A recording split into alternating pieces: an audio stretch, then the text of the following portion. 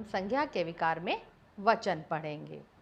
वचन शब्द के जिस रूप से किसी वस्तु, प्राणी या स्थान के एक या अनेक होने का बोध होता है उसे वचन कहते हैं। हिंदी में वचन के दो भेद होते हैं, एक वचन और बहुवचन। एक वचन संज्ञा शब्द के जिस रूप से उसके एक होने का बोध हो उसे एक वचन कहते हैं, जैसे बच्चा, केला, पुस्तक आदि। बहुवचन संज्ञा शब्द के जिस रूप से उसके एक से अधिक होने का बोध होता हो उसे बहुवचन कहते हैं, जैसे बच्चे, केले, पुस्तकें आदि। वचन की पहचान। वचन की पहचान हम 3 तरीकों से कर सकते हैं, संज्ञा, सर्वनाम और विशेषण शब्दों के प्रयोग के द्वारा और क्रिया शब्दों के प्रयोग के द्वारा। सबसे पहले हम करेंगे संज्ञा, सर्वनाम और विशेषण शब्दों के प्रयोग के द्वारा वचन की पहचान। वाक्य में आए संज्ञा, सर्वनाम और विशेषण शब्दों से एक वचन और बहुवचन की पहचान होती है। जैसे वह पढ़ रहा है, तो वह जो है वो सर्वनाम शब्द हुआ। पढ़ रहा है यानी एक वचन। वे पढ़ रहे हैं यानी वे सर्वनाम हुआ और पढ़ रहे हैं यानी बहुवचन। लंबा आदमी, ये लंबा जो है वो विशेषण हुआ और एक वचन हुआ। लंबे आदमी, वो लंबे जो है वो विशेषण है और बहुवचन है। क्रिया शब्दों के प्रयोग द्वारा वचन की पहचान। कई बार संज्ञा का रूप जो है एक वचन और बहुवचन में समान रहता है और उनके लिए प्रयुक्त विशेषण का रूप भी एक वचन और बहुवचन के लिए समान होता है। ऐसे में संज्ञा शब्दों के वचन की पहचान वाक्य में आई क्रियाओं से होती है।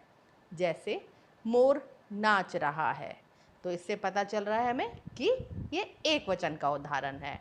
मोर नाच रहे हैं यानी बहुवचन का उदाहरण है, यानी कि एक से ज़्यादा मोर नाच रहे हैं।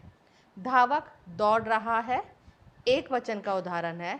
धावक दौड़ रहे हैं यानी एक से ज़्यादा धावक जो है वो दौड़ रहे हैं, तो एक बहुवचन का उदाहरण है। वचन परिवर्तन। एक वचन से बहुवचन बनाने के कुछ नियम होते हैं। सबसे पहले नियम है अकारांत शब्दों के अंत में ए जोड़कर। अकारांत शब्द आपको पता ही है, जिनका अंत जो है आ की मात्रा से होता है। इसमें ए जोड़कर जो शब्द बना होते हैं उससे हम बहुवचन बना देते हैं। जैसे पत्ता, पत्ते, गत्ता, गत्ते, लड़का, लड़के, बेटा, बेटे, कुर्ता, कुर्ते, रुपया, रुपये, केला, केले। दूसरा नियम है अकारांत शब्द के अंत में ऐ जोड़कर, यानी ए के ऊपर बिंदी लगाकर। पुस्तक, पुस्तकें, रात, रातें, बात, बातें, बहन, बहनें, पतंग, पतंगे, दीवार, दीवारें, पलक, पलकें। अकारांत शब्दों के अंत में ऐ जोड़कर यानी चंद्र बिंदु का उपयोग लेकर। कथा, कथाएं, माता, माताएं, शाखा, शाखाएं, भाषा, भाषाएं, माला, मालाएं, अध्यापिका, अध्यापिकाएं, लेखिका, लेखिकाएं।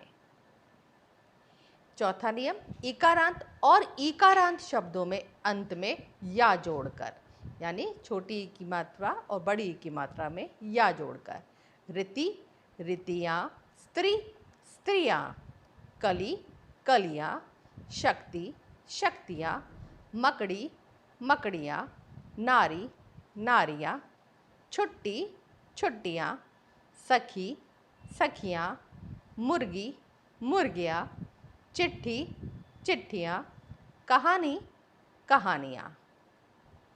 वचन बदलते समय बड़े ई की मात्रा जो है वो छोटे ई में बदल जाती है। या शब्दांत को या करके, यानी चंद्र, या पे चंद्र बिंदु लगा के। गुड़िया, गुड़ियाँ, बुढ़िया, बुढ़िया, डिबिया, डिबियाँ, लुटिया, लुटियाँ। उकारांत और उकारांत और औकारांत शब्दों के अंत में ऐ जोड़कर। वस्तु, वस्तुएं, ऋतु, ऋतुएं, वधु, वधुएं, बहु, बहुएं। गण, वृंद, जन, वर्ग, दल, लोग आदि शब्द जोड़कर भी हम एक वचन से बहुवचन बना सकते हैं। जैसे मुनि, मुनि का बहुवचन होगा मुनिगण। विद्यार्थी का बहुवचन विद्यार्थीगण। पक्षी का पक्षीवृंद, गुरु का गुरुजन, प्रिय का प्रियजन, सैनिक का सैनिक दल, अमीर का अमीर लोग, मंत्री का मंत्रीगण, गरीब का गरीब लोग, हम का हम लोग, कर्मचारी का कर्मचारी वर्ग। आशा करती हूँ इस प्रेजेंटेशन के माध्यम से आपको संज्ञा का विकार वचन समझ आया होगा। धन्यवाद।